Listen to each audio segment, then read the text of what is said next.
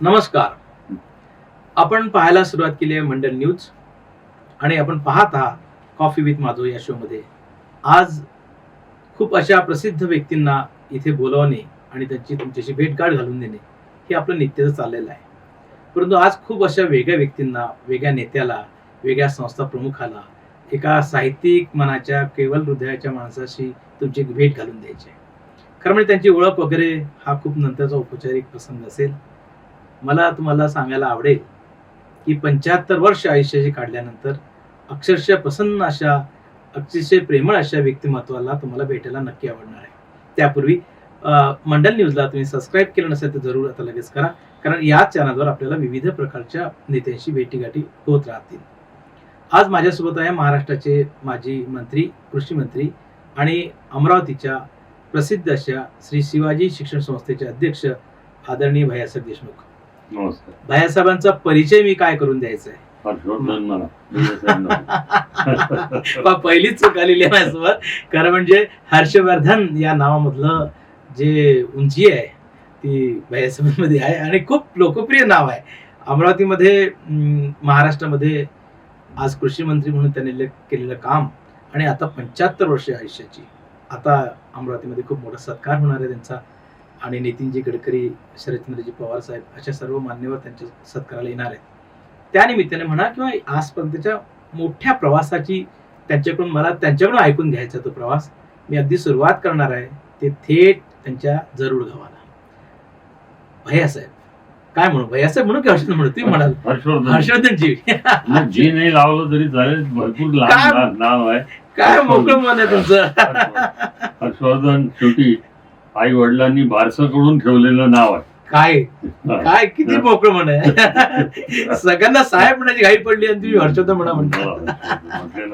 आवडतं. किती छान. तर हर्षवर्धनजी कसं आहे की तुम्ही जेवणमधून तुमची सुरुवात झाली. मला ते जाणून घ्यायचं आहे की तो काळ, ते शिक्षण आणि मग तीर्थरूप कुठून सांगाल तुम्ही? म्हणजे प्राथमिक शिक्षण सांगा. माझं प्राथमिक शिक्षण जरूरच्या प्राथमिक जिल्हा परिषद प्राथमिक शाळेमध्ये झालं. मी 3री पर्यंत तिथं होतो आणि मी काही फार विद्वान किंवा हुशार विद्यार्थ्यांपैकी नव्हतो. शाळेमध्ये उपस्थित कमी राहणं, परंतु वडिलांना मोठ्या माणसाचा मुलगा आहे म्हणून कुठल्याही शिक्षकांनी काही विशेष अशा सवलती मला द्याव्या अशी अपेक्षा कधीही त्यांनी केली नाही. कोणी एखाद्या शिक्षकांनी मारलं असेल त्याविषयी त्यांनी त्यांच्याकडं तक्रार करून आम्हाला कधीही उपयोग झाला नाही.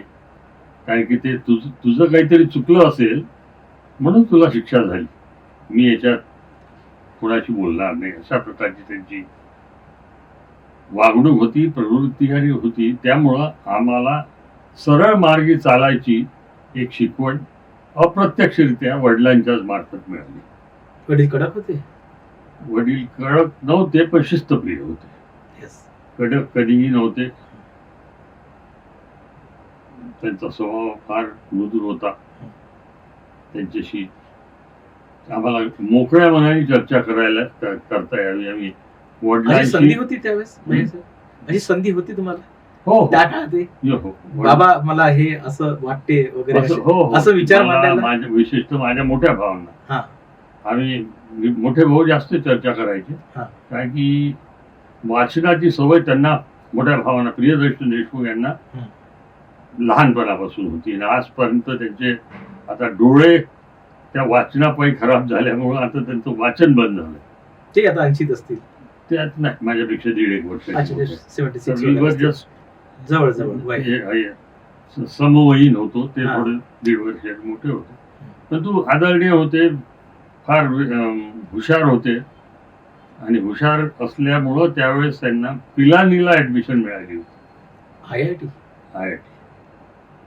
पण घरची परिस्थिती बघून त्यांनी ती नाकारली आणि ERC ला शिकले. इंजिनियर झाले. आणि परत अशी परिस्थिती असताना सुद्धा आम्हा तिन्ही भावांना वडिलांनी सिंधिया पब्लिक स्कूल ग्वाल्हेरला शिकवलं. का म्हणजे तुम्ही एकदम ग्वालियरला कसे गेला? ग्वाल्हेर जरूरला हा मोठ्याचा मुलगा म्हणून कदाचित ही मुलं आपलं ध्येय प्राप्त करू शकणार नाही अशा प्रकारची कदाचित त्यांना शंका असेल वडिलांना हे वडिलांना जवळ राहिले तर पोरं जरा लढत राहतील. आणि पण त्यामुळे एकदम एमपीत पाठवलं तुम्हाला? एमपीत आमचा संबंध होता. हा ते मला नातं जाणून घ्यायचं आहे. काय नातं आहे? आमचे पंजोबांनी सिंधियांकडून मालगुजारी विकत घेतली होती महादेव शिंदे. सुजालपूरला. हा. महादेव शिंदे हा. मालगुजारी विकत घेतली होती. एमपीतला सुजालपूर. एमपी शाजापूर जिल्ह्यातलं. हा. तिथं तेव्हा स्टेट ऑफ ग्वाल्हेर. हा. तर तिथून बरेचसे आपल्या इकडचे कुटुंब तिथं वेगवेगळ्या गावाच्या मालगुजाऱ्या विकत घेतल्या होत्या. आमच्या पंजोबांनी आनंदराव तुकारामजी यांनी 9 गावाच्या मालगुजाऱ्या घेतल्या होत्या. सुजालपूर त्याच्यातलं मोठं गाव होतं आणि त्यामुळं आम्हाला तिथं संध्या स्कूलमध्ये ग्वाल्हेर स्टेटचा रहिवासी म्हणून कन्सेशन मिळालं. अच्छा. मग तुम्ही तिथे शिकायला गेला? किती? 5वी 6वी 7वी? राईट फ्रॉम तसं बघितलं तर मी 3री पास करून गेलो. परंतु वयाप्रमाणे मी 4थीचा विद्यार्थी असायला पाहिजे होतो. बरोबर. तेव्हा मला 4थीत घेतल्या गेलं आणि तिथं मग मी 12वी पर्यंत होतो. तुम्ही हिंदी प्रांतात शिकलात? हिंदी प्रांतात शिकलो. एकदम. म्हणजे मग महाराष्ट्राशी नातं कमी जास्त होत राहिलं की? नाही सर, आम्ही येणं जाणं चालू होतं? दिवाळी नाही, त्यावेळेस डिसेंबरच्या सुट्ट्या असायच्या महिन्याभराच्या आणि उन्हाळ्याच्या सुट्ट्या. या सुट्ट्यांना गावी यायचो. कधी सुजालपूरला, आमचे काका वगैरे सुजालपूरला असल्यामुळं आम्ही त्यांच्याकडे कधी जायचो. आणि मग आता कधी महाराष्ट्राची तुटलं नाही. आणि एमपीशी जुळून राहिलं? एमपीशी दोन्ही गोष्टी चालल्या. तुम्ही 10वी झालात? 12वी झालं तिथं. 12वी झालात. आणि 12वी झाल्यामुळं इथं प्री कॉलेजमध्ये प्रवेश घेताना प्री आणि नंतर मग प्रवेश. तिथं 12वी केल्यानंतर 12वीला इथं आम्हाला फर्स्ट इयरला ऍडमिशन मिळू शकली नाही. बरोबर आहे. मला एचपी. ओके. आणि तेव्हा मग मध्य प्रदेशमध्ये मला इंदोरला माझं ग्रॅज्युएशन करावं लागलं. ग्रॅज्युएशन तुम्ही इंदोर केलं? इंदोरला केलं. पुन्हा एमपीत government arts and commerce college. मग पुढे कसं केलं? मग मी लॉ कुठून केलं? लॉ मी मग ग्रॅज्युएशन झाल्यानंतर I was entitled to take admission in law college. तर मी पुण्याला गेलो. आता पुण्यात शिकलात तुम्ही? मग पुण्याला प्रवास चालूच आहे शिक्षणाचा. 2 वर्ष पुण्याला होतो. फर्स्ट इयर आणि सेकंड इयरला. तिथं मग माझी पवार साहेबांची भेट झाली. तिथे झाली? 72 मध्ये, 72ला. हो. 53 वर्ष झाली दादा. हो, 53 वर्ष झाले पूर्ण. मी त्यांच्याच आधिपत्याखाली प्रामाणिकपणे आयुष्यातली इतकी वर्ष राजकारणात. तिथे पुण्यात भेट झाली? पुण्यात शिकत असताना. तुम्हाला भेटा वाटलं ही पहिली भेट सांगा ना. माझे मावशी होते, ते त्यांच्या मतदारसंघाच्या बारामती तालुक्याला काळाओढा म्हणून गाव आहे, तिथं ते राहत होते. त्यांनीच म्हटलं चाल तुझं शरद पवारची ओळख करून देतो. तेव्हा नाव झालं साहेबांचं? हो, he was minister of state for home. हो, नुकतेच. हा, minister of state for home. आणि तिथं गेल्यानंतर मला आश्चर्याचा धक्का असा मिळाला, हो नाही, याचे बरेचशा ऍक्टिव्हिटीज सुरू असतात. 71 वरचं जे युद्ध झालं त्या 71च्या वॉरमध्ये आम्ही विद्यार्थी बरेचसे सैन्याला मदत म्हणून बऱ्याच उपक्रम राबवले होते. त्यामध्ये वर्तमानपत्रांमध्ये माझं नाव सुद्धा आलं होतं. तर तू तोच काय म्हणे? म्हटलं साहेब हो, मी तोच. अच्छा, तुमची पहिली अशी भेट आहे? अशी भेट. लिमिटेड वर्तमानपत्र होती म्हणा, त्यांनी ते वाचून घेतलं. वाचून आजही वाचतात. हो, सगळे वर्तमानपत्र वाचल्याशिवाय रात्री झोपत नाही. आता काय तब्येत बरी नसल्यामुळे माहित नाही. वाचून सगळं तुमचं नाव त्यांनी तुम्ही पोहोचण्यापूर्वी वाचलेलं होतं. हर्षवर्धन देशमुख आहेत, अमरावतीचे आहेत. अमरावतीचं. अच्छा. आणि नाही, अमरावतीचं आहे त्यांना माहित नव्हतं, पण या लढ्यात आहे. आणि मग त्यांनी. तुम्ही बारामतीला भेटलात? नाही, पुण्याच्या सर्किट हाऊस. पहिली भेट तिथं आहे. आणि मग तिथं सहज बोलता बोलता तू लॉ करून काय करणार? मी लॉ करून शेतीवर जाणार आहे. वडिलांजवळ कोणी नाही आहे. माझा धाकटा भाऊ शिकतोय, मोठे भाऊ इंजिनिअरिंग करतात आहे, त्यामुळं त्यांच्याकडं कोणी नसल्यामुळे मी गावी जाणार, शेती करणार, नोकरी करणार काय. म्हटलं फार काळ करू शकणार नाही, पण हो. पण मी मनात होतं कधी नोकरी करावं? नाही तुमच्या स्वभावात नोकरी चाकरी.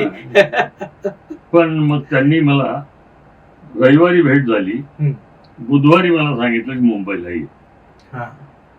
मग मी मुंबईला गेलो आणि त्यांनी एका कंपनीमध्ये मला माझा शब्द टाकला, मी नोकरीला सुरुवात केली. मग परत गेलो, म्हटलं साहेब मी लॉ करतो, शिकायचं ना म्हणायचं, हे करतानाच लॉ करायचं, लॉ करायला काय लागतं. त्यांच्या प्रेरणेमुळे माझं लॉ कम्प्लीट झालं. म्हणजे 2 वर्ष मी पुण्याला केले, दुसरं वर्ष मी 3 टप्प्यात केलं, 2 पेपर 2 पेपर 2 पेपर असे 6 पेपर केले. आणि मग शेवटच्या वर्षी सिद्धार्थ लॉ कॉलेजला मुंबईला प्रवेश केला. माझी डिग्री ही मुंबई विद्यापीठाची लॉची. खरं म्हणजे मला तुम्हाला पुन्हा एकदा जरूर न्यायचं आहे. तुझ्या तीर्थरूपांबद्दल आम्ही खूपदा ऐकलं आहे. तुमच्या तरुणी बरेचदा तुम्ही भाषणात रेफरन्स करता. राजकीय नेते होते, ते आमदार होते, तुम्ही वडील आमदार आहेत.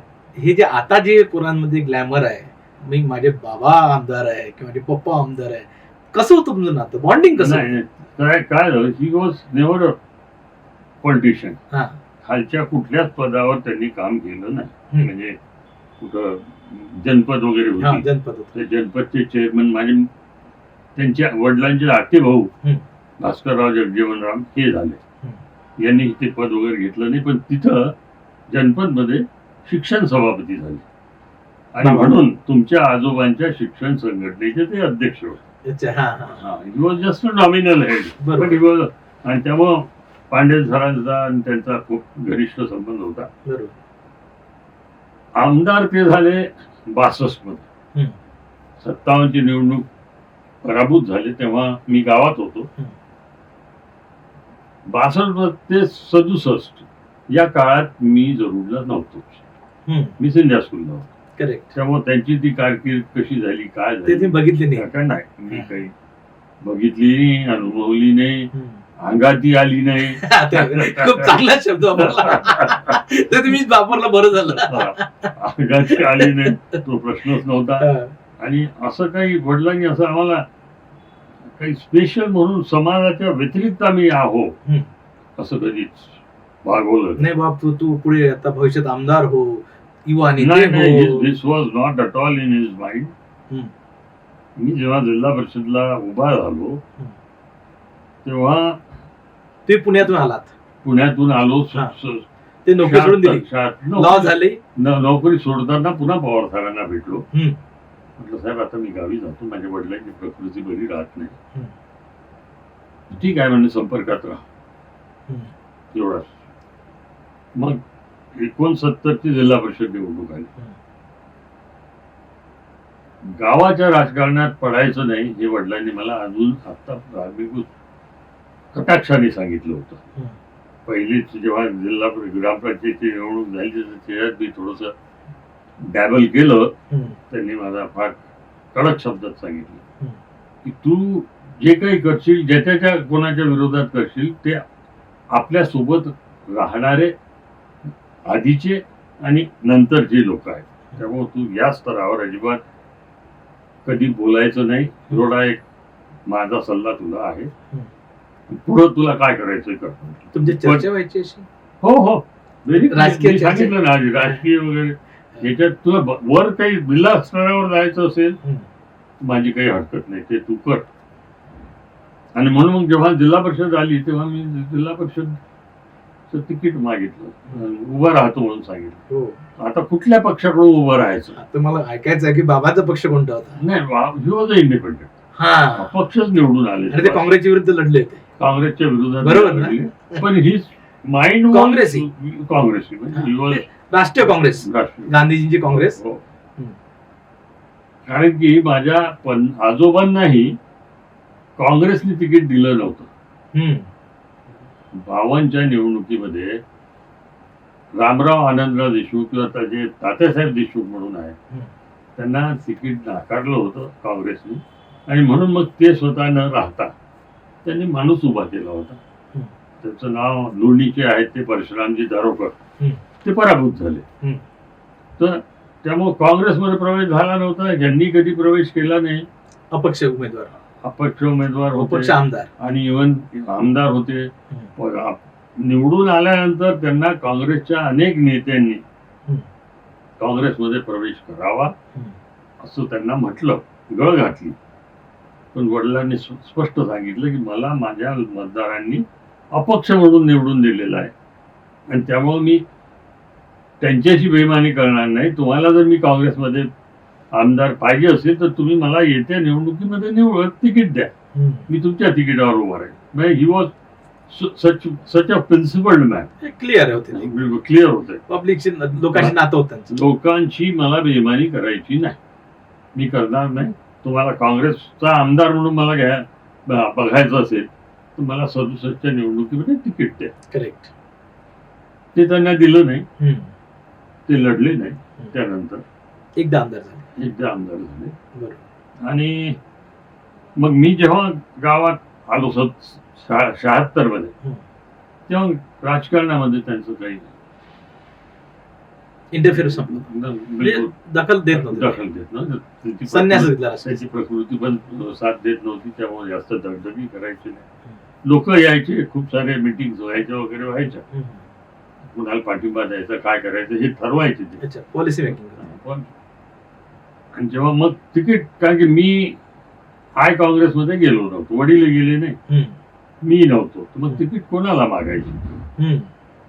प्रश्न होता नाही. नाही, माझी इच्छा पवार साहेबांच्या पक्षाकडे जायचं अशीच होती. पवार साहेब पुलतचे सीएम होते. मग त्यांना मी गेल्यावर त्यांनी कधी नाकार म्हणायचं काही कारणच नव्हतं. त्यांनी मला तिकीट दिलं. फॉर्च्युनेटली मी निवडून आलो. पहिली निवडणूक, पहिली जिल्हा परिषदची 79. 80 मध्ये डिझॉल्व्ह केलं इंदिरा गांधी सरकार कुलोचं. हो. निवडणुका आल्या, मग पवार साहेबांनीच मला निवडणूक लढायला सांगितलं, आणि आय टूक द डिसिजन. वडिलांना न विचारता, वडील तेव्हा गावात नव्हते, माझे मोठे भाऊ ठाण्यात राहत होते, तिथं होते, त्यांच्या माग मी निर्णय घेतला निवडणूक. पण आणि कसं आहे, त्याच्या मागे फार मला आग्रह याच्यासाठी झाला होता की इथं अमरावतीचे हरिहर दातेराव होते, त्यांना आधी तिकीट दिलं गेलं होतं. पण माझं ठरल्यानंतर तिकीट कट झालं नाही, त्यांचं कटलं आणि कोकिळाबाई गावंडेंना दिलं गेलं.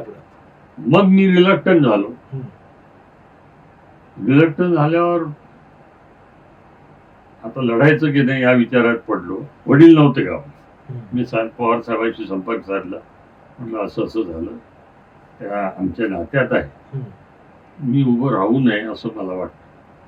त्या माझ्याही नात्यात आहे म्हणे. असे नाते जर तू पाहत बसला तर मग तू निवडणूक कधीच नाही लढू शकत. लढ म्हणलं, काय व्हायचं ते पाहत, काही हरकत नाही, लढलं पाहिजे तू. मग मी लढलो, पराभूत झालो. पण वडिलांनी मी काही न विचारता केलं वगैरे वगैरे म्हणून मनावर घेतलं नाही. त्यांनी त्यांच्या दृष्टीनं जेवढा काही प्रयत्न करता आला तेवढा तो त्यांनी प्रयत्न केला. तुमच्या विरोधात कोण होतं? कोकिळाबाई डायरेक्ट. हाय काँग्रेस. हो, त्या निवडला त्या. अशी ही असं ती निवडणूक झाली. मी पराभूत झालो. मग जिल्हा परिषदला मी काम करत होतो. तुम्ही उपाध्यक्ष झाला. मग त्यानंतर उपाध्यक्ष झालो. 84 मध्ये झालं, 82 मध्ये झालं. 85 मध्ये काय झालं, 85 मध्ये माझ्याकडून एक चूक झाली. ती आता काय सांगायचं की नाही सांगायचं, फार मोठ्या माणसाबद्दल वाईट बोलणे काही बरोबर नाही. पण आता तुम्ही स्पष्टच बोला असं जेव्हा म्हणताय, अर्थात तर आय वॉज प्रॉमिस्ड 85 इलेक्शन, किंवा माझ्याकडे NPK साळवे आले, माझ्याकडं त्यावेळेसचे काँग्रेसचे उमेदवार रामटेकचे नरसिंहराव आले, करेक्ट. आणि त्यांनी म्हटलं तुझा इंटरेस्ट आमदारकीत आहे हे मला माहीत आहे, आम्हाला माहीत आहे, तू आमच्या सोबत राहा, आम्ही तुम्हाला 85 मध्ये तिकीट देतो असं म्हटल्यामुळं. आणि त्यावेळेसचं वातावरण काय, 84 मध्ये इंदिरा गांधी वारलेले, बरोबर. गावोगावी सगळे टकलं झालेले, लोकांची टोटल सहानुभूती काँग्रेस इंदिरा गांधी काँग्रेसकडे होती. त्यामुळं माझ्याकडून ती चूक आयुष्यात एक पहिली आणि शेवटची झाली की मी पवार साहेबांना न सांगता काँग्रेसमध्ये प्रवेश केला. निवडणूक झाली, आम्ही आमच्या परीनं काम केलं, पण तिकीट देताना नरसिंहरावनी शब्द फिरवला, मला तिकीट दिलं नाही. मी पुन्हा साहेबांकडे गेलो, म्हटलं साहेब माझी चूक झाली, ठीक आहे म्हणजे काही हरकत नाही, मग लढ, काही हरकत नाही, लढणं. म्हटलं साहेब आता मी लढत नाही, मी माणूस देतो, कारण की मी आत्ताच हे मूर्खपणा केला, पुन्हा कोण्या तोंडाने लोकांकडे करत जाऊ म्हणून मी तिकीट त्यावेळेस घेतलं नाही साहेबांचं. BL ठाकरे त्यावेळेस उमेदवार होते, त्यांना तिकीट द्यायला सांगितलं, त्यांनी ते लढले आणि केवळ 1600 मतांनी त्या निवडणुकीमध्ये ते पराभूत झाले. मग असा प्रवास पवार साहेब तेव्हापासून त्या मिशात मी चांगले वाईट असे अनुभव जोडत गेले तुम्ही. त्यानंतर पवार साहेबांना कधी आजपर्यंत मी सोडलं नाही. एक छोटासा ब्रेक घेऊया आणि पहिल्याच या भागामध्ये बघितलंय की महाराष्ट्राच्या राजकीय संदर्भाची ही पानं आहेत, त्यातल्यात विदर्भाच्या राजकीय संदर्भाची खूप मोठी पानं आहेत. आणि मग काँग्रेसमध्ये जाणारे हर्षवर्धनजी यांना मग पुढे कसं वाईट वाटलंय, आणि पुन्हा पुलतकडे जाताना मुळात शरद पवार साहेब एक स्वतंत्र पक्षच आहे, त्यांना कोणता पक्ष असो नसो त्यांचा पक्षच आहे, ते शरद पवार नावाचा एक पक्षच आहे.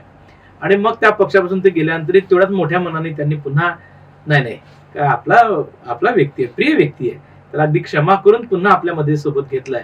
पुढे काय झालं एका छोट्याशा ब्रेक नंतर बघूया की पुढे पुन्हा निवडणूक कशी लढले हर्षवर्धनजी, मंत्री कसे झाले, आणि इतका विश्वासाची माणसं मंत्रिमंडळात ठेवून मंत्रिमंडळ कसं चाललं, कृषी मंत्री म्हणून कोणते महत्वाचे निर्णय घेतले, विदर्भासाठी काय करता आलं, आणि मग त्यांचा जो प्रवास आहे तो एक राजकीय फुललेला प्रवास आहे. कारण ते अमरावती जिल्ह्याचे पालकमंत्री होते, तेव्हा आम्ही त्यांना खूप जवळून पाहिलेलं आहे.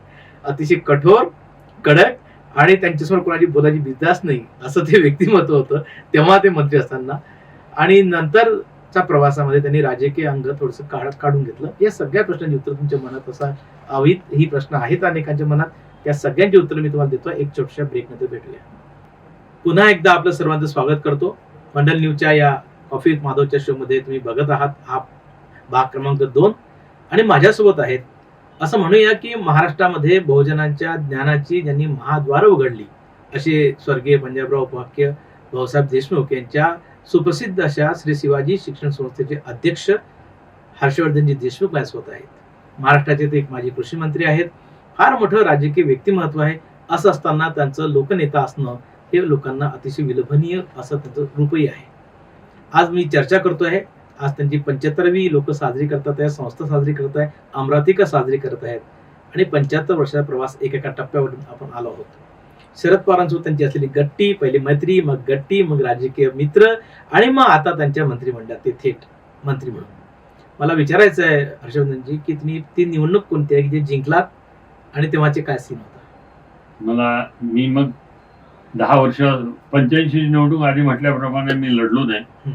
90च्या निवडणुकीमध्ये शरद पवार साहेबांचा काँग्रेसमध्ये राजीव गांधींच्या नेतृत्वामध्ये प्रवेश झाला होता. बरोबर. आणि त्यामुळं पवार साहेब मला म्हटले मी तुझ्या तिकिटासाठी प्रयत्न करेन, पण तुझे खासदार नरसिंहराव आहेत, रामटेक. त्यामुळे त्यांनी म्हटल्याशिवाय मी काही करू शकणार नाही. त्यांनी प्रयत्न केला, परंतु नरसिंहराव साहेबांनी सिटिंग आमदाराला मी कापणार नाही ही भूमिका घेतली. मला तिकीट नाकारलं गेलं. नाकारला गेल्यानंतर साहेबांनीच मला फोन केला की तुझं झालेलं नाही, कारण की त्यांनी पाठवलेल्या यादीमध्ये तुझं नाव नाही आहे. मग मी त्यांना सांगितलं मी आता गावी जातो आणि तिथं बघतो म्हटलं परिस्थिती काय आहे. त्यानंतर मी उभं राहायचं की नाही राहायचं त्यानंतर निर्णय घेईल. मी गावी आलो. लोकांनी गावात आल्यानंतर मला तिकीट मिळालं नाही म्हणून नाराज होऊन अक्षरशः मला डोक्यावर घेतलं. 90ची निवडणूक मी पूर्णतः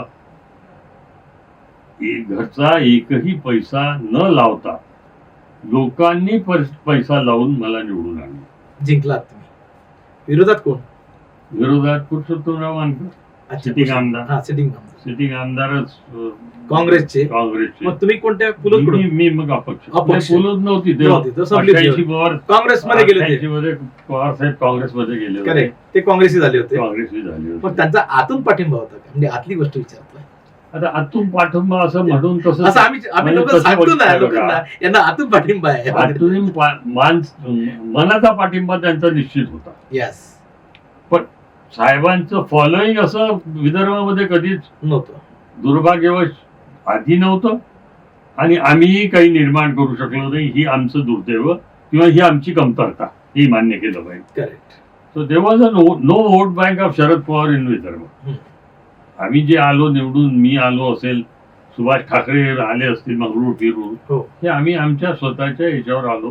पण हे निवडणुकीचं वैशिष्ट्य एक मुद्दामून सांगण्याचं हे आहे की त्या 90च्या निवडणुकीमध्ये लोकांनी मला एक पैसा म्हणजे इव्हन नॉमिनेशन फॉर्मचे जे 250 असतात रुपये तेही मी माझ्या जवळचे दिले नाही.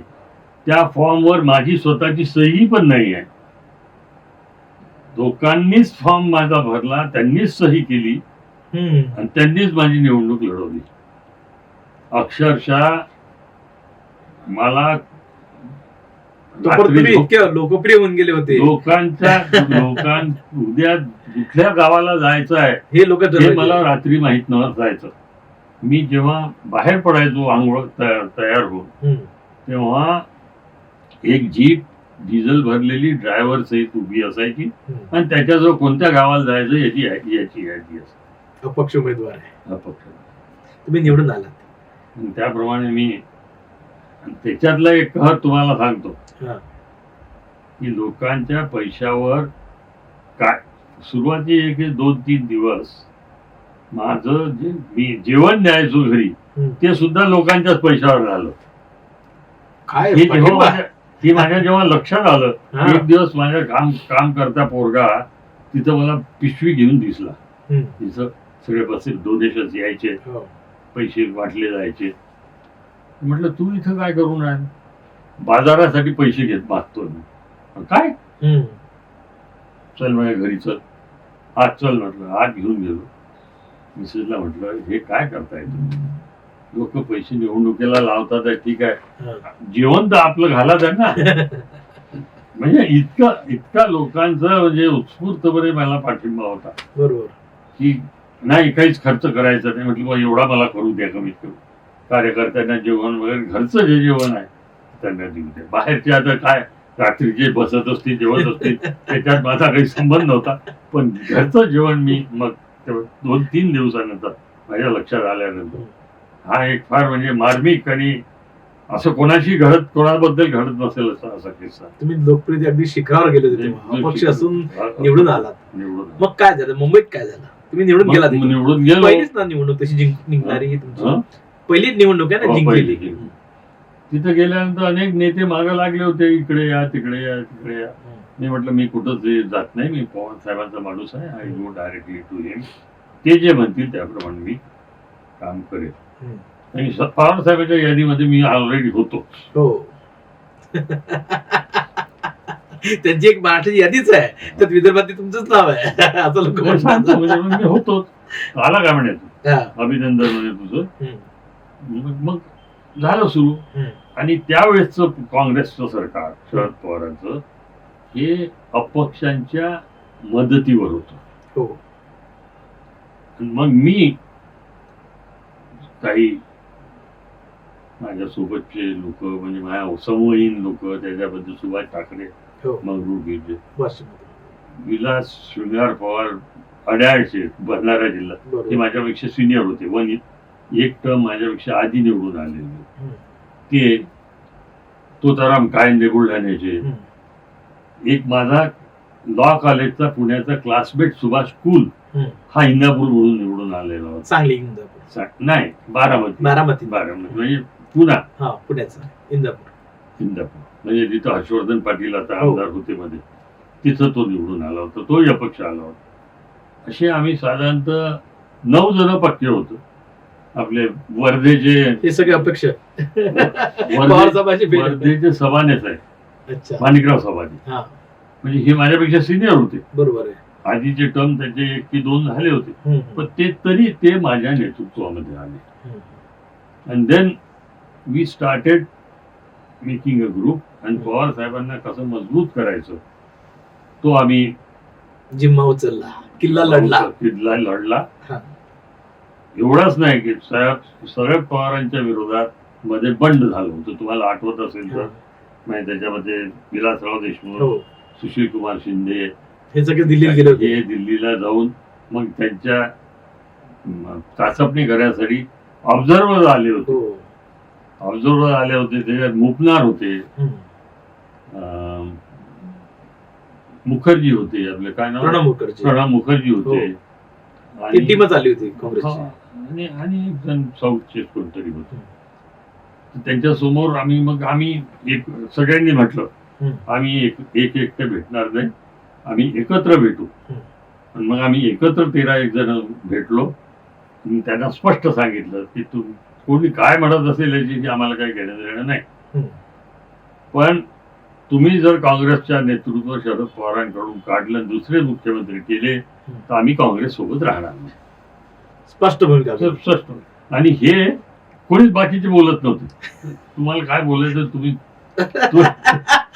जी.बी. पटनाईक होते, जी.बी. पटनाईक, मुपनार आणि प्रणब मुखर्जी. त्यांना स्पष्ट सांगितलं. आणि I was the only person who could speak in English and Hindi. त्यामुळे ते मला नेतृत्व अनायासच मिळालं. आणि मग त्याच्यासाठी मग शेवटी वडिलांचं आभार मानावं लागेल की त्यांनी सिंधिया स्कूलमध्ये मला शिकवलं. असं ते झालं. आणि मग पवार साहेब नंतर काही काळानंतर दिल्लीला गेले डिफेन्स मिनिस्टर म्हणून. तो एक फार मोठा किस्सा. तुम्ही काय एडिट करायचं ते करा. I met him to congratulate him. काय म्हटलं, अभिनंदन तुमचं, तू इथं आहे म्हणे, तू इथं नसायला पाहिजे, तू मुंबईला जा म्हणे, तुझं उद्या सकाळी शपथविधी. म्हटलं साहेब, मुद्दाम खोचकपणे विचारलं, तू मेक इट शुअर.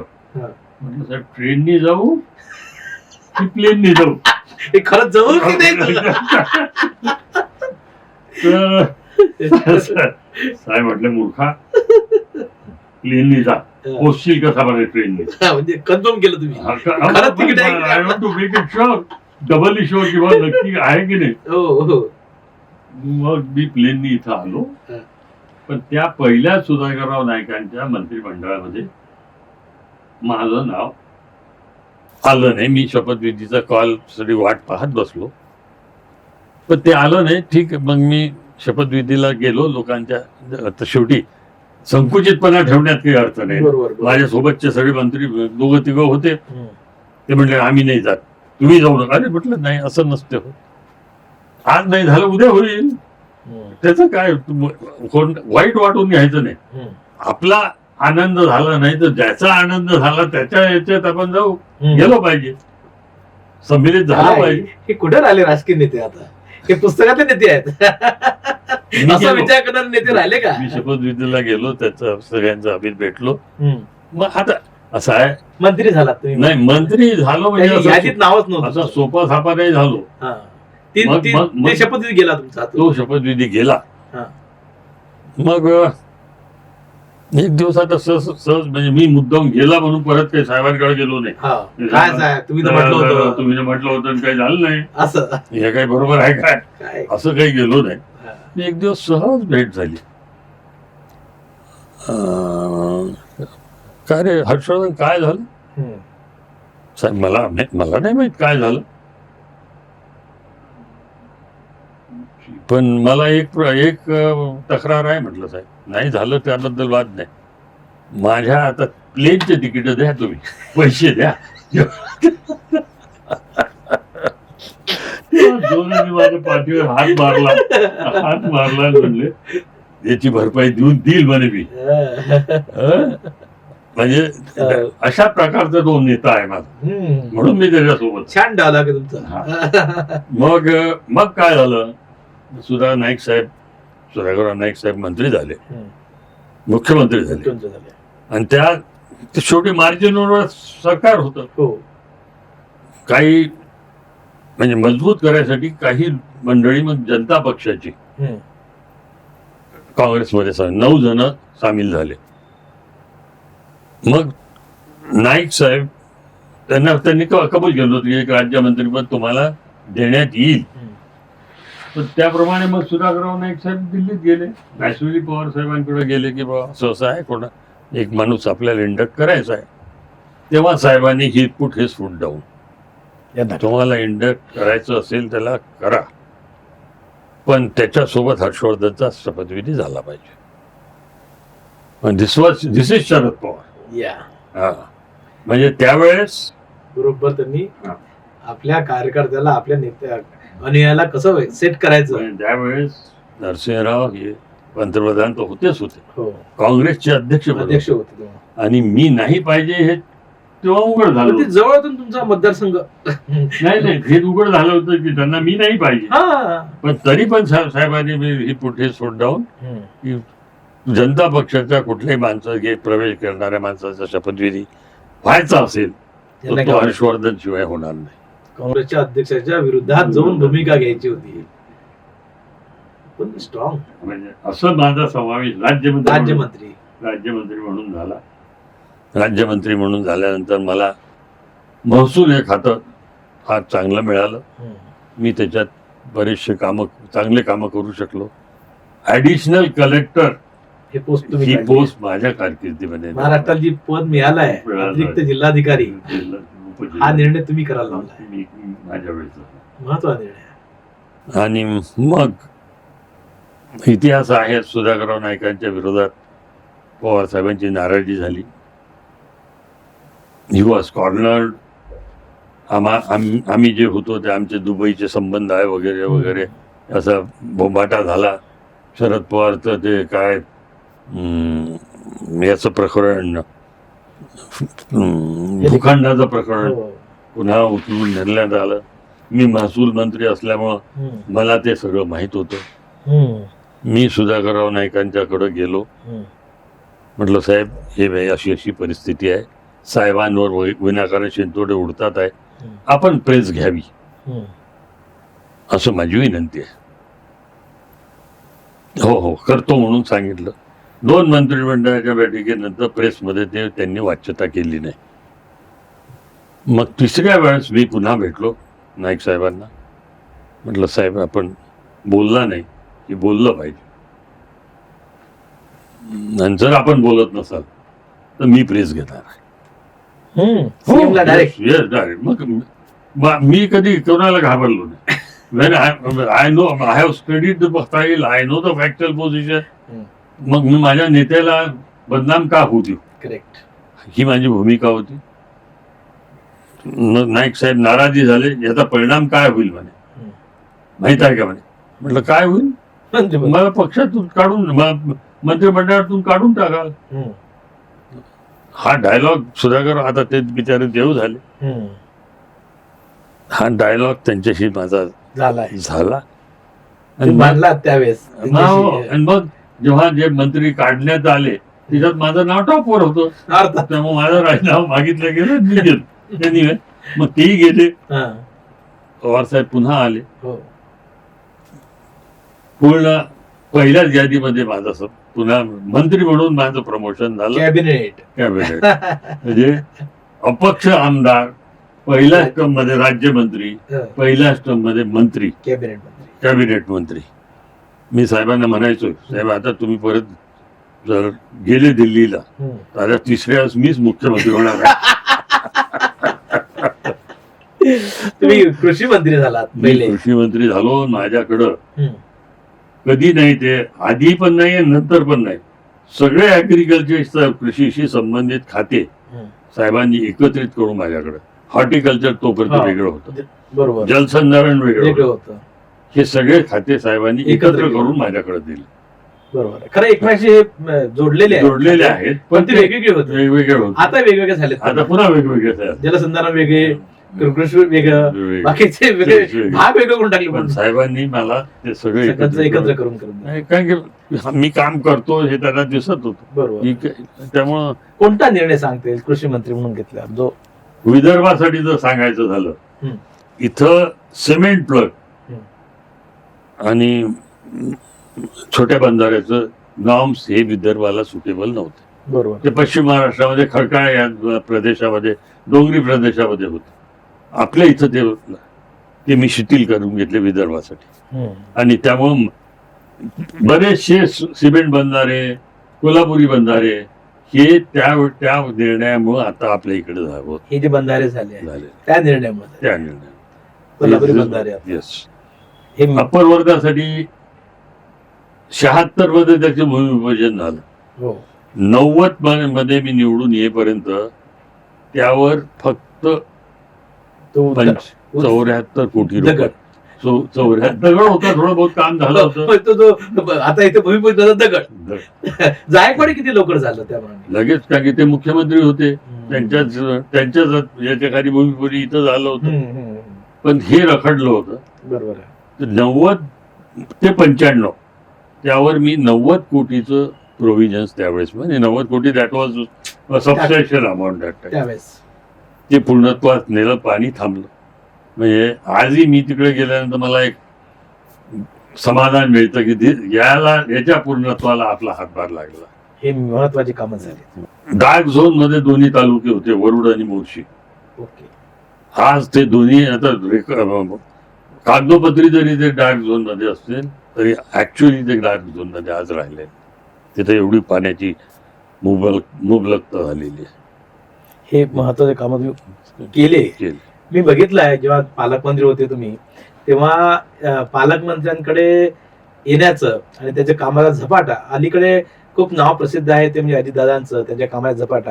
तुम्हाला विदर्भात जर तेव्हा काळातले जे लोक आहेत त्यांना माहित आहे की होणार असेल तर होणार असेल, नाही तर नाही.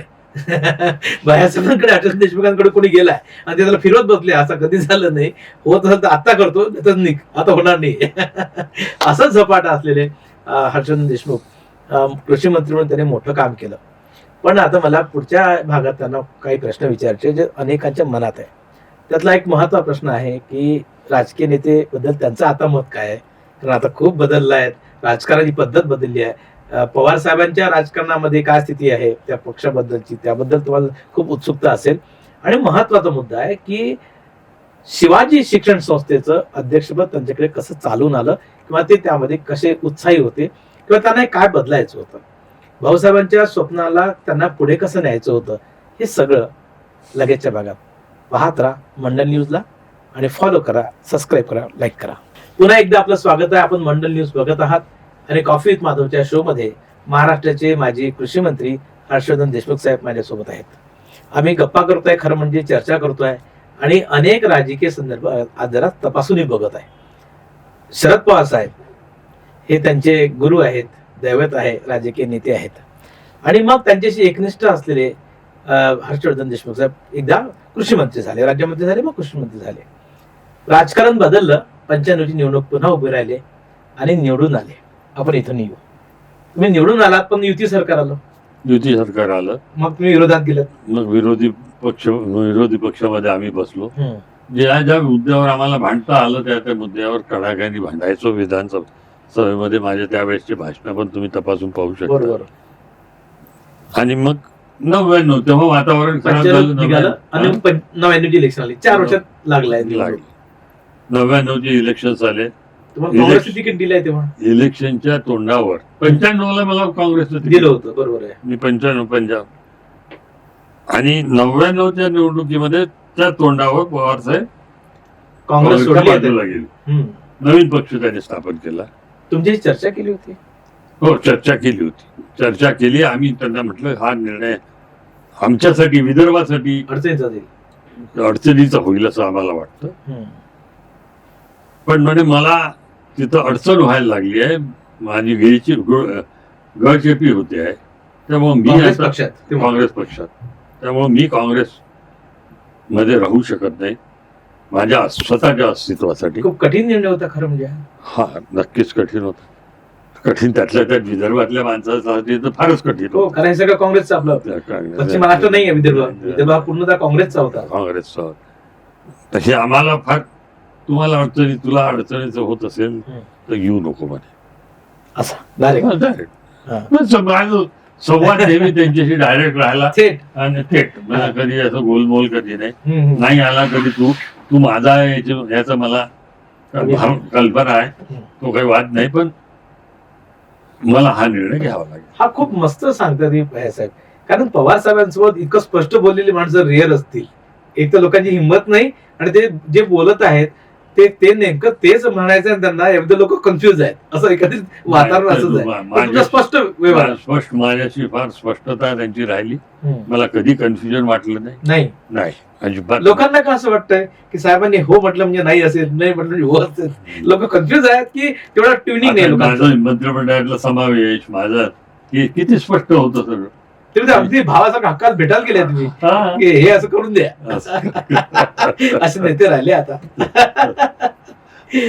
मग तुम्ही 99 इलेक्शन लढलात आणि पराभूत झाला. पराभूत झाल्यानंतर मी पहिलेच साहेबांना भेटायला गेलो. म्हटलं साहेब सॉरी, मला निवडून येता आलं नाही. काय झालं म्हणण्यात. म्हटलं साहेब 2 कारणामुळे. एक तर तुमच्या विरोधात फार मोठ्या प्रमाणामध्ये तुम्ही भारतीय जनता पक्षाकडे जाणार असं तेव्हाही 99 ला, आज 2027 लाही 26 ला तेच वाक्य सुरू आहे की पवार साहेब भाजपमध्ये जाणार. तर त्यामुळं मुसलमान मिळाले नाही. आणि तुम्ही संविधान बदलताय हा आरोप तेव्हाही होता. हो, येस, 99 मध्येच होता तो संविधान बदलण्याचा. कारण की सोनिया गांधी फॉरेनर आहे असं ते झालं ना. त्यामुळं सगळा गदारोळ झाला होता. आणि त्यामुळे तुम्ही संविधान बदलणार आहे म्हणून बौद्ध लोक तुम्ही बाजूला गेले. बरोबर. आणि त्याच्यापासून त्यामुळं मग माझं वोट मी मला निवडून आलो नाही. ठीक आहे म्हणे. लगेच त्यांनी त्यावेळेस छगन भुजबळ साहेब उपमुख्यमंत्री झालेले यांच्या साहेबांच्या पक्ष. फोन उचलला. भुजबळ साहेब आपल्याला, छगनराव आपल्याला हर्षवर्धनला वैधानिक विकास मंडळाचा अध्यक्ष करायचा आहे. विदर्भ वैधानिक विकास मंडळाला घोषणा हर्षवर्धनला अध्यक्ष. म्हणजे तेव्हा मंत्रिमंडळही पूर्ण झालं नव्हतं. 4-5 मंत्री इकडचे, 4-5 मंत्री तिकडचे, बरोबर असे झाले होते. पूर्ण गठन करायसाठी ही सगळे नेते दिल्लीला आले होते. मी दिल्लीला जाऊन साहेबांना भेटलो.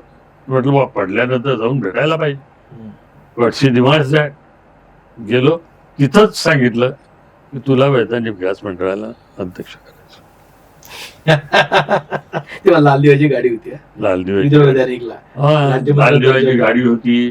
PC अलेक्झांडर तेव्हा राज्यपाल होते. त्यांचं या वैधानिक विकास मंडळांवर फार लक्ष होतं.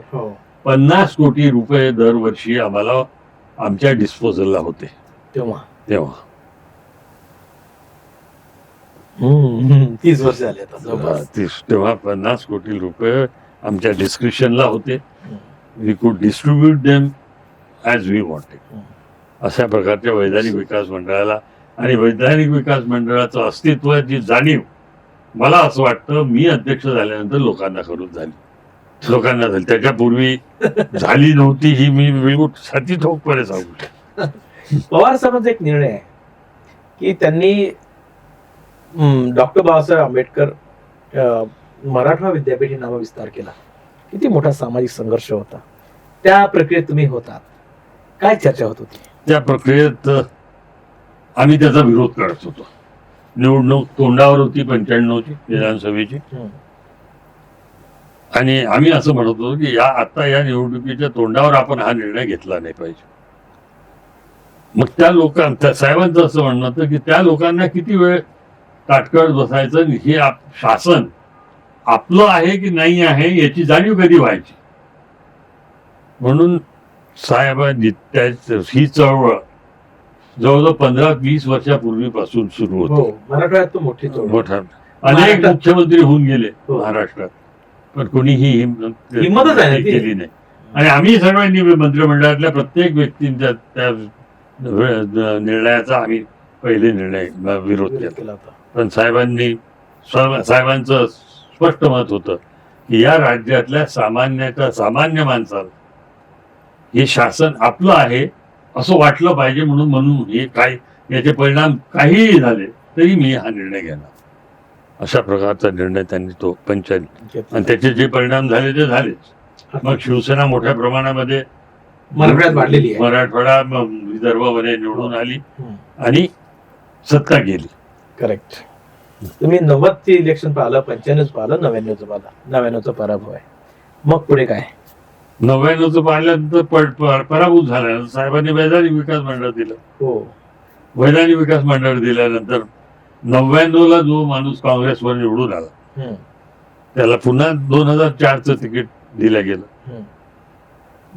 त्याच्या विरोधात मी अपक्ष उभा राहिलो. आता पुन्हा अपक्ष झाले तुम्ही. पुन्हा अपक्ष अपक्ष झालो. टेक्निकली अपक्ष होतो, हा. परंतु मला पैशाची उणीव नेहमीच होती. हम्म. म्हणून मी त्यावेळेस कोरेंच्या पक्षाकडून पैसे घेतले निवडणुकीसाठी. हम्म. का की असं आहे, पहिल्या निवडणुकीमध्ये लोकांनी लावले, हो. माणूस मंत्री झाला, दुसऱ्यांदा आमदार झाला, जमवले कोण नाही, परत कोण पैसे दिला. जमवले कोण नाही. त्यामुळे मला तो निर्णय नाही इलाज असतो घ्यावा लागला. हम्म. माझ्या पवार साहेब नाराज झाले. म्हटलं साहेब मी काही करू शकत नाही, हम्म. मी पैशाची तुम्हाला मागणी केली, तुम्ही लोकांनी दिले नाही, हम्म. म्हणून पर्याय हाच होता माझ्याजवळ. बरोबर. मी ते स्वीकारला. आणि निवडणूक लढली. पण मी तुमचा आहे, हम्म. मला त्या कोरेंशी काही घेणं देणं नाही. अच्छा. I L B with you. हम्म. काही झालं तरी मी आय एल बी. मग तुम्ही थोडस राजकारणातून थोडे दूर झाला. नाही मग थोडं चारपासून. म्हणजे मग त्या इनर ग्रुप पासून हा, म्हणजे ती जी प्रक्रिया होती राजकीय, तर थोडे बाजूला झाला. आता तुम्ही मागं वळून पाहता, तेव्हाचे नेते, तेव्हाचे विधिमंडळ, तेव्हाचे मंत्री, आणि आताचे नेते, आताचे विधिमंडळ आणि आताची स्थिती. हे तर खूप आमूलाग्र बदल झालेला आहे. ज्या चर्चा विधिमंडळामध्ये व्हायच्या त्या चर्चा आता काही आम्हाला अनुभवत नाही. आम्ही लोकांनाही, मतदारांना सामान्यतः तात्पुरत्या लाभाची अपेक्षा असते. त्यामुळे तो कुठलाही विचार न करता लोकप्रतिनिधी निवडून येतात. ते कसे आहेत, काय आहे, त्यांचं कमिटमेंट कुठं राहणार, कसं राहणार, याबद्दल मतदार विचार करत नाही. हा दोष, ही चूक सामान्य मतदारांची आहे असं माझं वाटतं. त्याचं फार चांगलं उदाहरण मी तुम्हाला देतो. मी जलसंधारणाची कामं, रस्त्याची कामं आमदार असताना फार मोठ्या प्रमाणामध्ये केले, तरी 99 मध्ये मी पराभूत झालो. बरोबर. म्हणजे स्वतःच वैयक्तिक काम काही असेल ते केलं असेल तर माणसाला समाधान असतं. बरोबर आहे. भविष्याच्या भल्यासाठी काही कोणी करत असेल तर याचं काही लोकांना नाही. सोय सुतूक नाही. लोक फार शॉर्ट मेमरी. मेमरी. मग ही मेमरी आता 99 मध्ये मी पडलो. मला अनायसे पवार साहेबांनी आशीर्वाद देऊन पुन्हा वैधानिक विकास मंडळ घेतलं. बरोबर. मग त्या वैधानिक विकास मंडळाच्या पैशाचा मी उपयोग लोकांच्या घरातले, गावातले सिमेंट रस्ते, सभागृह, ज्याचा काही लोकांच्या 2 पैसे कमवण्यासाठी उपयोग होत नाही, असे कामं मी 5 वर्ष केले. बरोबर. आणि त्याचा परिणाम असा झाला की पुन्हा अपक्ष निवडून आलो. लोकांना हवं काय नेमकं? लोकांना हवं काय, आणि लोक नाही, त्याच्याही पेक्षा कशामध्ये आपला फायदा आहे, बरोबर आहे, कुठल्या प्रकारच्या कामामध्ये आपला जीवनामध्ये आपला उपयोग होऊ शकतो, याची परीक्षा लोकांना नाही. तुम्ही अशी सहज जात होते, पवार साहेबांशी बोलत होते, त्यांनी अगदी एका मनात ती गोष्ट ऐकून लगेच तुमच्या मंत्रिपदाचा निर्णय असो, विदर्भ वैधानिकचा निर्णय असो, आता असं होतं? आता तर खूप मोठं लॉबिंग करावं लागतं असं ऐकलं मी. आता मी आयुष्यात लॉबी केली नाही. यात तुम्ही एकटेच गेले सांगून आले. मी सांगतो मी इतकं एकटं सहज मागायला प्रतिमत नाही मिळतं का गेलो. आता? मी मागायला गेलो नाही, भेटायला गेलो. पराभूत झाल्यानंतर शेवटी नेत्याला भेटणं, त्या तोंड लपवणं काही बरोबर नाही. मी भेटायला गेलो आणि लगेच साहेबांनी फोन उचलून माझी अपॉइंटमेंट केली. म्हणजे आता असं होतं आता असं आपण आहे, जे बघतोय ते इतकं तेव्हाही सहज- लोकांचं असं व्हायचं नाही, हा, पण माझं झालं. अच्छा. एवढंच नाही, मी जिल्हा परिषद हे राहून गेलं. जिल्हा परिषदला निवडून आल्यानंतर मॅस्कोचा संचालक त्यांनी मला 89 मध्ये केलं. 89 मध्ये मॅस्कोचा संचालक होतो मी. आणि लगेच दुसऱ्या वेळेस मग अंतुले मुख्यमंत्री झाले. मग आम्हाला सरकार राजीनामा द्यायला लागलं, मागायला लागलं नॅचरली. पवार शरद पवार येणे, मग साहेबांना जाऊन सांगितलं, म्हटलं साहेब असे असे निरोप येतात आहे, तू राजीनामा द्यायचा नाही. त्यांना काढायचं असेल तर तुला काढतील पण, आणि त्याच्यात काढायची प्रोव्हिजन नाही म्हणे. त्यामुळे तू ते 3 वर्ष मी संचालक होतो मॅस्कोचा. म्हणजे मी जिल्हा परिषदचा मेंबर असताना मला साहेबांनी पद दिलं. किती कनेक्टिव्हिटी तुमची. किती करेक्ट, म्हणजे किती त्या माणसाने द्यावं, आणि मी त्या माणसाला न मागता द्यावं. न मागता द्यावं. फक्त लक्षात आलं की हे पाहिजे यांना, दिलं पाहिजे, दिलं पाहिजे पटकन घ्यावं. पटकन. म्हणजे शिवाजीचा प्रवास कसा सुरू झाला, तुम्ही मेंबर झालात कधी? शिवाजीचा नाही, मेंबर मी आधीच झालो. वडील हयात असतानाच, हा, जेव्हा ही मोहीम 85, 76, 77 मध्ये चालली, लाईफ मेंबरशिप. लाईफ मेंबरशिप, तेव्हा वडिलांना कडं ते आले असताना याला मेंबर करायचं आहे म्हणे. करा म्हणे साहेब. वडिलांनीच पैसे दिले, मी मेंबर. तुम्ही सगळे बंधू भगिनींमध्ये तुमच्यामध्ये राजकीय नेतृत्व येऊ शकते असं वडिलांना अंदाज आला होता का? नाही, मीच गावात राहत होतो ना. दोघंही नाही, पण भाऊ तसं गावात राहण्याचा विषय संपत नाही ना. नाही. म्हणजे कसं आहे अर्जुनजी, की त्यांना माहित आहे की 4 माझी मुलं आहेत आणि यामधला हा राजकीय नेता होऊ शकतो, याच्यामध्ये जरा चुणूक वेगळी आहे असं त्यांना जाणवलं असेलच. तुम्हाला मेंबर केलं त्यांनी. अरे गमती बाकी मेंबर झाले का घरातले तेव्हा? नाही. बरोबर ना माझा? गावात मीच होतो ना. हो ठीक आहे ना, गावात तुम्ही होतात. आता गावात नसलेले लोक मेंबर झाले की तेव्हा? झाले असते. तुम्ही झालेत मेंबर. आणि मग आता तुम्ही शिवाजीकडे ह्या बऱ्याच निवडणुका बघितल्या. बऱ्याच याच्यात होतो. काय भाष्य कराल यापूर्वीच्या? मी 87 मध्ये सदस्य होतो कार्यकारी. यस, ते निवडणूक पहिली तुमची. ती निवडणूक पहिली होती. रावसाहेबांच्या पॅनलला मी उभा होतो. म्हणजे रावसाहेब. रावसाहेबांनीच मला मेंबर केलं. रावसाहेबांनी 87 मध्ये एक्झिक्युटिव्ह मध्ये मला घेतलं, आणि मी 87 मध्ये आणि अनफॉर्च्युनेटली रावसाहेब पडले, आणि दादासाहेबांच्या नेतृत्वामध्ये शिवाजीमध्ये काम करावं लागलं. आतापर्यंत जे शिवाजीचे अध्यक्ष होऊन गेलेत, तुम्ही काय वर्णन कराल की तुम्हाला कोणता व्यक्ती महत्वाचा ठसा उमटलाय असं वाटतंय, किंवा त्यांनी खूप संस्था पुढे चांगलं काम, म्हणजे मी 1 नंबरवर माझ्यामध्ये भाऊसाहेबांच्या नंतर हा अर्थात रावसाहेब इंगोले.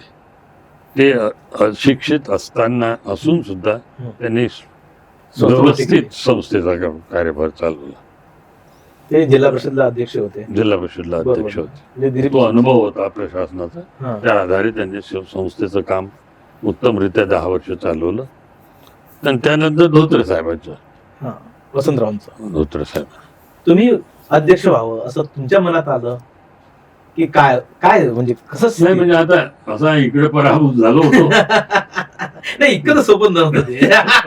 आता तुम्ही खरे अध्यक्ष बोलत आहात.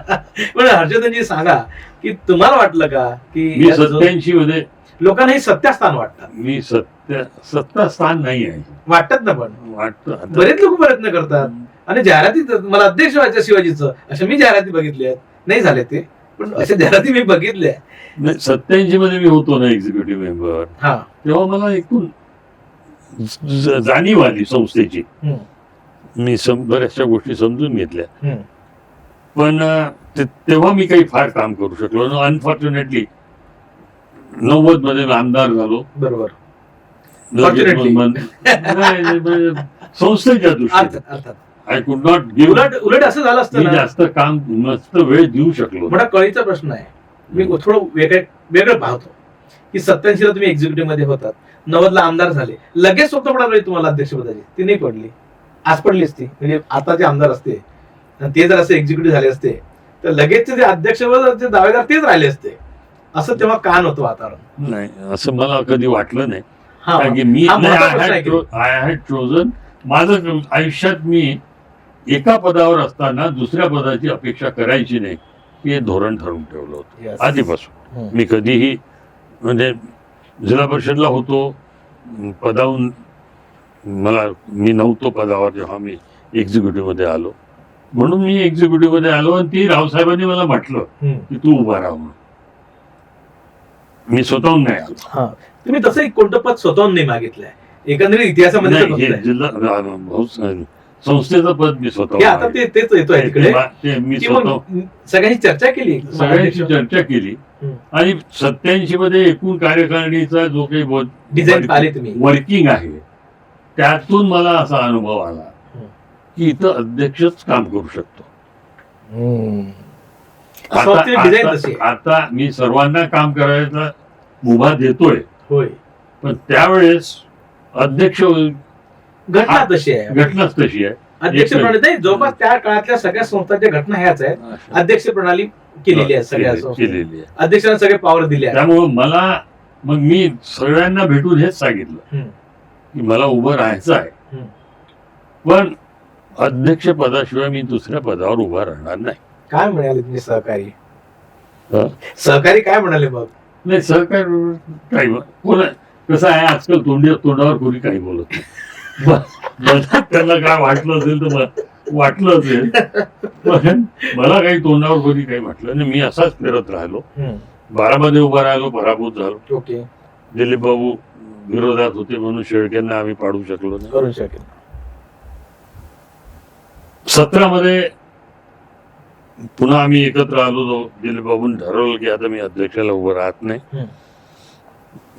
माझी इच्छा होती, दादा धोत्रे साहेबांची पुन्हा इच्छा. नाही, त्या पदाचं थोडं वैशिष्ट्य आहे. नाही,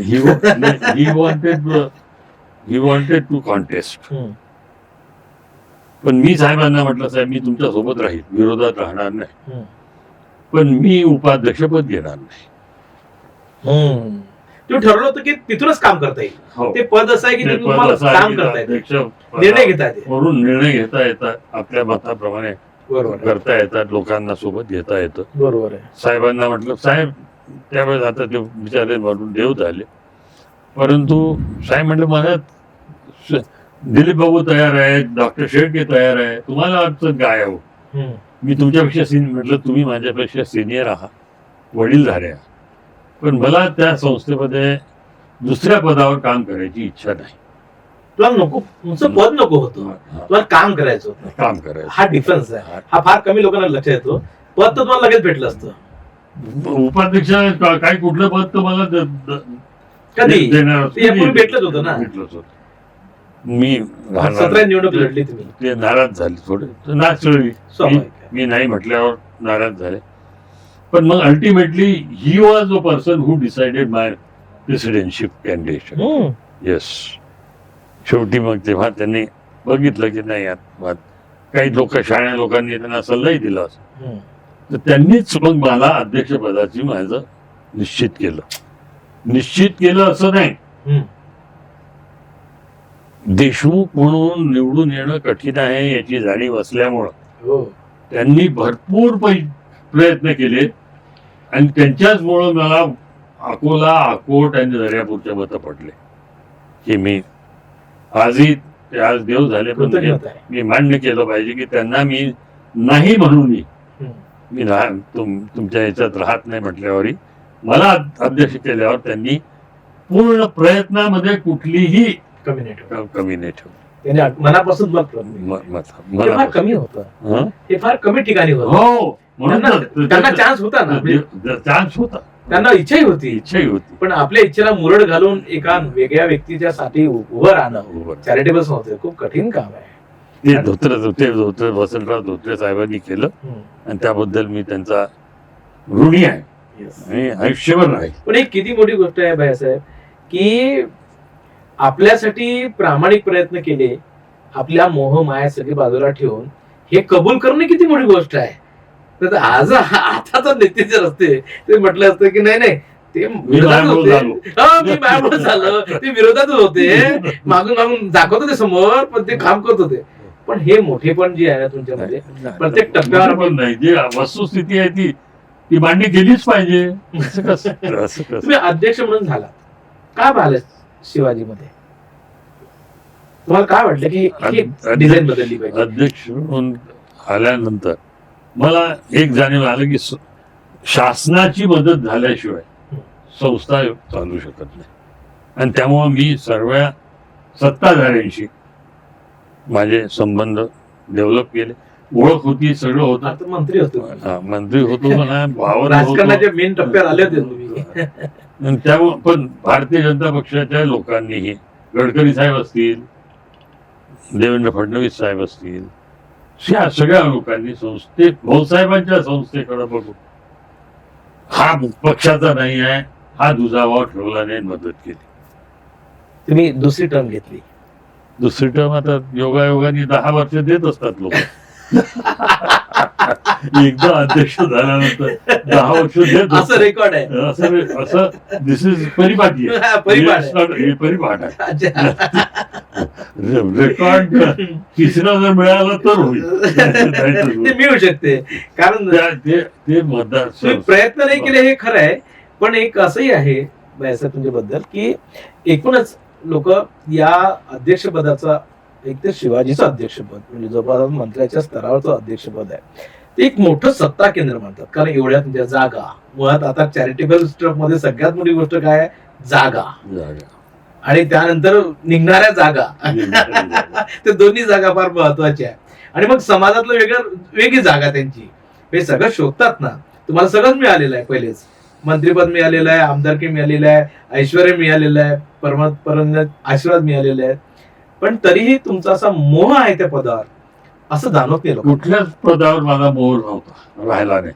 आता फॉर एक्झाम्पल, आता मी मंत्री होतो, तुम्ही कधी घेऊन फिरला स्वतःसाठी कधी कॉलेज, शाळा वगैरे, पण माझं कमिटमेंट संस्थेशीच होतं. म्हणजे तुम्ही असं कर्मचारी छडी उगावर राहताय असं कधी तुझं रूप नाही आलं? तुम्ही कडक आहात, कठोर आहात. कठोर आहे, कडक आहे, पण मी कोणाला शिवीगाळ करणं वगैरे काही, कोणाचं नुकसान करणं हे काम आयुष्यात नाही केलं. तुम्ही सुसंस्कृत नेते आहात, हे तुमची किती मोठी छबी आहे. आता एवढी मोठी संस्था हातात आहे, तर तुम्ही तर इथून काही करू शकता असं म्हणजे मनात कधी येत नाही. यायचं काही कारणही नाही. कारण की म्हणून म्हटलं तुम्ही अजून एक चान्स घेऊ शकता. मी तृप्त आत्मा आहे. तुम्ही आता कुटुंब प्रमुख असल्यामुळे तुम्ही अजून एक चान्स तुमच्याकडे येऊ शकतो. काय स्वप्न आहे? मतदारांच्या हातात आहे. काय स्वप्न आहे तुमचं? या नवीन एज्युकेशन 2020च्या फार मोठे चॅलेंजेस आहे न्यू एज्युकेशन पॉलिसी संस्थेच्या एकूण वाटचालीच्या मध्ये. त्यांना कसं फेस कर याचा आम्हाला फार विचार करावा लागेल. फॉर एक्झाम्पल, आता नवीनच शासनाने निर्णय काढला की सध्या सगळ्या कॉलेज महाविद्यालयांनी स्वायत्तता घ्यावी, ऑटोनॉमस व्हावं. ऑटोनॉमस व्हावं. आणि त्याचबरोबर ज्या जमिनी संस्थेने दिलेल्या, शासनाने दिलेल्या संस्थेला, त्याची किंमत द्यावी. आता नवीन आलाय. हा, नवीन आहे. दिस इज थिंकिंग, रिसेंट थिंकिंग. त्यामुळे याच्यातून कसा मार्ग काढायचा हे फार मोठं चॅलेंज आहे, सोपं काम नाही आहे. म्हणजे बऱ्यापैकी शिवाजीला डोनेशन दिलाय ते ठीक आहे, परंतु अनेक जागा असू शकतात ना जे सरकारच्या, शासनाच्या जमिनी आहे सगळ्या. अनेक नाही, सर्वात जवळजवळ. हो, काही लोकांनी गाव खेडोपाडी ठीक आहे, थोडं बहुत वापस द्या म्हणतात पैसे, नाही तर मग किंमत घ्या, किंमत लावा. शक्य आहे? शक्य नाही. आता दिस इज व्हॉट. आता असं आहे, शासनाबद्दल बोललं नाही पाहिजे, बोलत नाही. कारण की मी विरोधात जरी असलो तरी मी बोलणं हे संस्थेला हितकारक नाही. करेक्ट. तुम्ही तो बॅलन्स मेंटेन केलाय. करावाच लागेल. म्हणजे जर संस्थेत काम करायचं असेल तर हा बॅलन्स मेंटेन केल्याशिवाय होणार नाही. तुमचे मित्र असं म्हणतात की तुम्ही गडकरी साहेबांशी खूप जवळचे आहात, तुम्ही फडणवीसांच्या खूप जवळ जाता आणि एकीकडे पवार साहेबांची मैत्री आहे. हा काय फॉर्म्युला आहे म्हणतात? हा, त्यात आमचे बोंडे साहेबांना फार वाईट वाटते. मी नाव घेतो. डॉक्टर अनिल बोंडे साहेबांना याचं फार वाईट वाटते. सगळे कामं आमच्या पक्षाकडून करून घेता म्हणे आणि विरोधात राहता. म्हटलं मी जिथं आहे ते तुमच्या नेत्यांना मान्य आहे तर मी त्याला काय करू. पण हेही सांगतो मी, जर समजा व्यक्ती म्हणून माझ्यामुळं संस्थेचं नुकसान होत असेल तर मी बाजूला व्हायला तयार आहे. मी बाजूला व्हायला तयार आहे, अशी माझी भूमिका आहे. तर तुम्ही समन्वयाची भूमिका घेता, तुम्ही तिथं पक्ष नाही आणत. नाही, अजिबात नाही. कुठं हे पवार साहेबांनी शिकवलंय तुम्हाला सगळ्यांना, खरं म्हणजे हे पवार साहेबांचं हे शिकवणच आहे पवार साहेबांची जे शिकवण की ते स्वतःच्या संस्था उभी करताना ते हे नाही पाहत, ते प्रसंगी मग मोदींनी आपल्या बारामतीला आणतात, त्यांचे प्रोजेक्ट दाखवायसाठी. त्यामुळे तुम्ही ते मेंटेन केलंय. केलंच पाहिजे. संस्थेच्या हितासाठी आपल्याला तसं वागावंच लागेल. पण एक प्रश्न सध्या अनेक ठिकाणी प्लॅटफॉर्मवर विचारला जात आहे की संस्थांमध्ये सरकार आणि सरकारचा पक्ष, सत्ताधारी पक्ष हा फार इंटरफेअर करत आहे. त्यांना सगळ्या संस्थांमध्ये आपली माणसं हवी आहेत वगैरे, असा एक आरोप आहे. तुमचा आरोप नाही, हे साहजिक आहे. दिस इज बट नॅचरल की कुठलीही सगळ्या जास्तीत जास्त संस्था ह्या आपल्या ताब्यात असाव्या, आपल्या कह्यात असाव्या, हे वाटणं काही गरज नाही. हा मनुष्य स्वभाव आहे. शिवाजी बद्दल असा प्रयत्न सुरू आहे का? खूप आतला प्रश्न आहे माझा. यावर मी भाष्य करणं यासाठी योग्य नाही की संस्थेचं. तुम्हाला दिसतं का असं? नाही, असं मला आजपर्यंत. पण असं तुमचे मित्र जे आहेत वेगवेगळे, काही वेगवेगळे करत असतात त्यांच्या परीनं. त्यांना वाटतं की शिवाजी आपल्यामध्ये असली पाहिजे, असलं पाहिजे. शिवाजी संस्थान आहे. संस्थान आहे, म्हणजे तुम्ही त्याला वेगळं नाव देता, पण तो हा संस्थान आहे. आपण त्याला कुटुंब असं म्हणतात. नाही, असं आहे संस्थान. भाऊसाहेब हे शिक्षण महर्षी होते, हो, शिक्षण सम्राट नव्हते. किती महत्वाचा फरक आहे. खरंय. त्यांनी लोकांसाठी संस्था वापरली, स्वतःसाठी नाही. आपलं स्वतःच पर्सनल योगदान दिलं, पण त्याच्यातून काही स्वतःसाठी नाही. ह्या खरं तर गैर राजकीय संस्था आहे.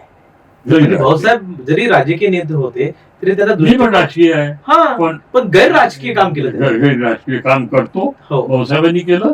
बाकीच्या भाजपाला आला काय किंवा अजून कोणत्या पक्षात आला का, हा तुमच्यासमोर दृष्टिकोन कधी राहिला नाही. भाऊसाहेबांनी तो पाळलाच नाही. संस्थेसाठी कोणाकडे जायला काही कमीपणा केला नाही. मी जातो, आय टेक अपॉइंटमेंट, मी भेटतो, प्रश्न ठेवतो. नाही, तुम्ही तेही नेते नाही ना जे एका टोकावरची भाषा बोलतील. तुम्ही समन्वय नेते आज, न बोललेलेच नेते आज. समन्वयक नेता म्हणजे संस्थेत आल्यानंतर जास्त झालो असं वाटलं मला. आधी नव्हतो. नाही, तुम्हाला बघितलं लोकांनी. I been very aggressive person. म्हणजे एक किस्सा सांगतो. जरूर जरूर. जेव्हा मी निवडणूक लढलो पहिल्यांदा सोसायटी, याने काय मत देता म्हणजे पहिले पुन्हा धोत्रे आणायचे का म्हणजे संस्थेत. म्हणजे मी अशा प्रकारचा. तुम्ही अग्रेसिव्ह आता नाही आय हॅव चेंज मायसेल्फ. अध्यक्ष झाला. संस्थेच्या दृष्टीनं लोकांना जसं पाहिजे तसा मोल्ड झाला, आणि हे सगळ्यांना जाणवत असेल. हो, मलाही जाणवते ना. मी तुम्हाला पाहिला प्रेसमध्ये अनेकदा की तुम्ही मंत्री असताना तुमचा एकंदरीत राजकीय दृष्टिकोन जो होता तो प्रखर असतो बऱ्यापैकी, पण तो आता अजिबात नाही. या प्लॅटफॉर्म मध्ये नाही, अजिबात नाही. बाहेरच्या प्लॅटफॉर्म मध्ये असतो तेव्हा असतो. ते जमलं, तिकडचं इकडे आणलं नाही. इकडचं तिकडे आणलं नाही, तिकडचं इकडे नेलं नाही. पण तुम्हाला ही जी प्रयत्न एवढंच नाही, मी बाहेरचं घरी कधी देत नाही. हा, मग ते बोलायचंय पुढे.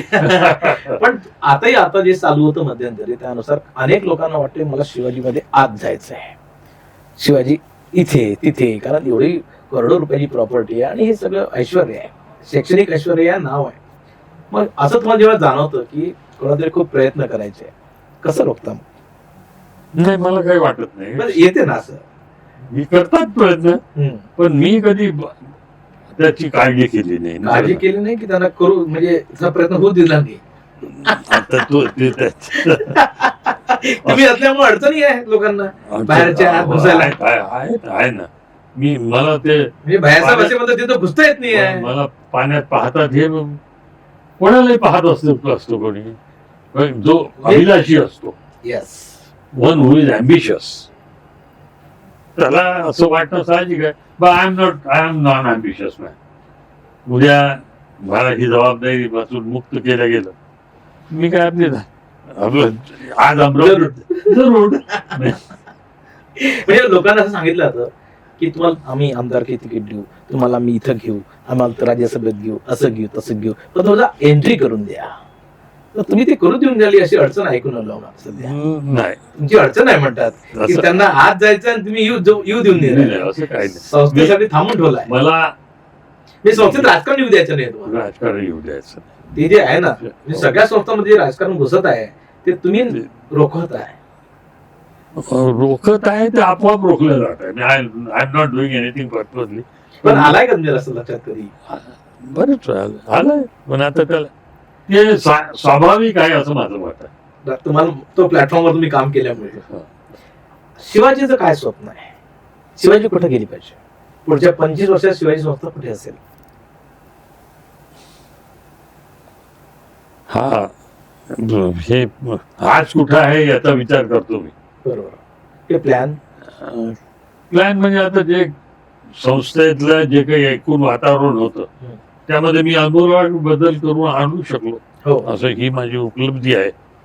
संस्थेत विद्यार्थी येत नव्हते ते आता संस्थेत विद्यार्थी यायला, शाळा बंद पडत होत्या त्या आता शाळा स्टेबल झाल्या, स्टँडर्ड कसं सुधरेल, रिझल्ट कसे चांगले लागतील यासाठी मी प्रयत्न केले. त्याला प्रतिसाद दिला सगळ्या शिक्षक वृंदांनी, प्राध्यापक मंडळींनी, आणि नवीन नवीन गोष्टी आम्हाला मिळतात आहे. म्हणजे सत्ताधारी पक्षाचा माणूस नसून सुद्धा कोट्यावधी रुपये शासनाकडून आम्हाला मिळतात आहे. तुम्ही आणता आहात, नाही शासन काय देते तुम्ही जाता, मागता, आणता संस्थेसाठी.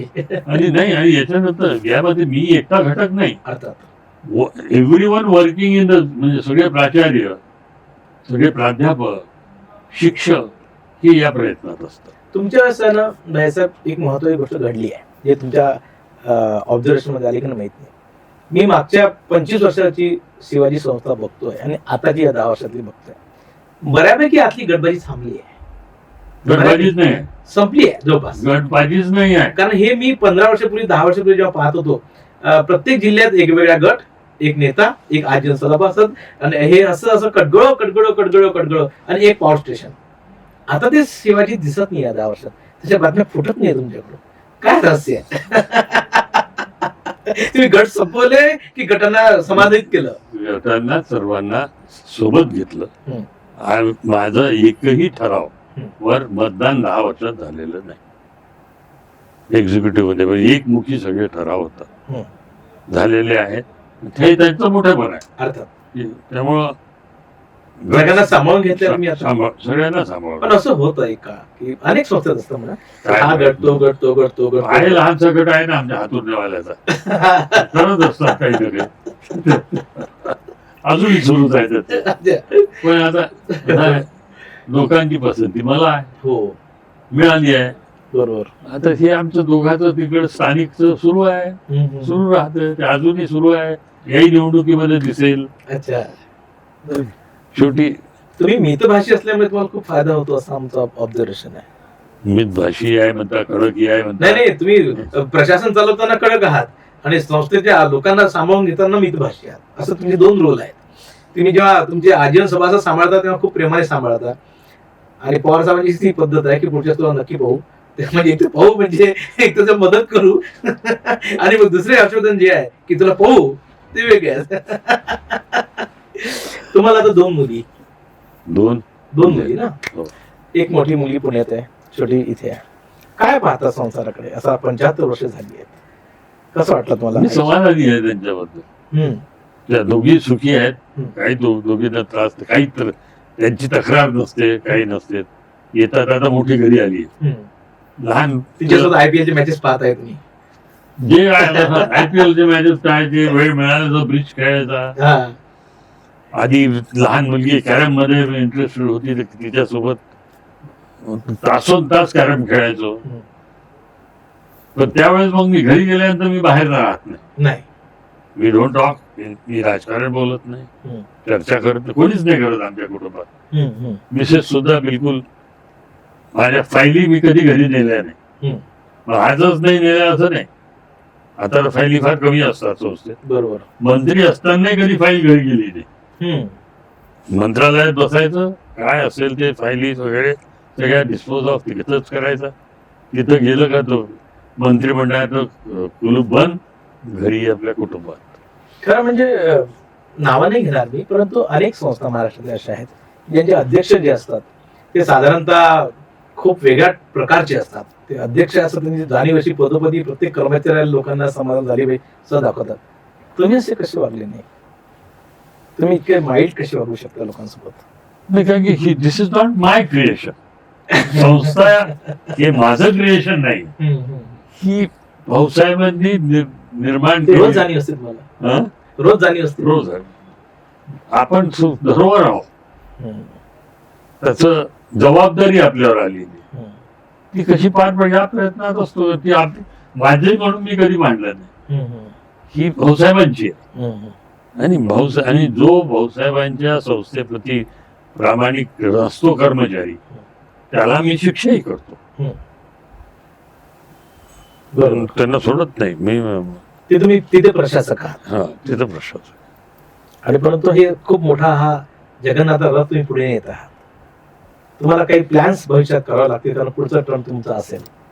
माझा असेल तर आम्ही करेल. आणि आमच्याकडे बातम्या असतात, आम्ही हर्षवर्धनजी, आमच्याकडे बातम्या असतात. तुमच्या इथलं राजकारण बरोबर माहित होतं की कसं चालतंय, काय चालतंय. नाही, कसं आहे, ते आल्यानंतर मी काही ना काही प्लॅन करेल. पण उद्या आपल्याला ही जबाबदारी येणार आहे बा, म्हणून आता प्लॅन करा हे असं मी तुम्ही स्वप्न पाहत नाही कधी? हा?